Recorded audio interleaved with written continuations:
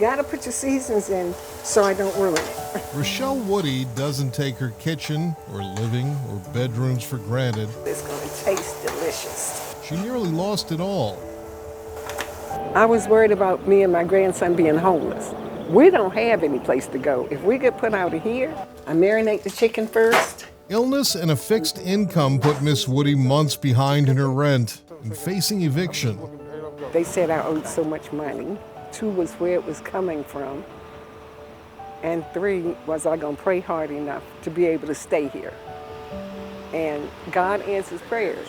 It's such an unfair way to treat your tenants, you know. So. Legal counsel for the elderly attorney, Sebastian Mozon Rueda, stepped in to help after one public housing landlord had Miss Woody sign a contract that said she must pay the back rent she couldn't afford, and the eviction would follow her to other public housing units. One of the reasons why I wanted to take it on is because I feel like it's a common practice that they have public housing tenants sign these one-sided agreements so that if they transfer to another public housing building, you know, they're out of luck if they fall behind on that payment plan. I still think it's incredibly unfair and one-sided. Sebastian took his case to court, and when the judge ruled against Miss Woody, he didn't give up. Legal counsel for the elderly was working every possible avenue for me to get revenue so that my grandson and I wouldn't be evicted. So we were able to settle it with a repayment plan, and we were able to help her apply for a state EC, which is a rental assistance program.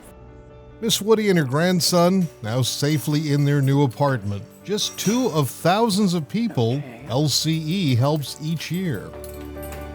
Had legal counsel for the elderly not taken on her case, she and her 17-year-old grandson would have been facing eviction. I think it was my social worker that told me about the legal counsel for the elderly, and they saved my life. I mean, literally, they saved my life. It could happen to anybody at any time. You never know. We're not in control of this.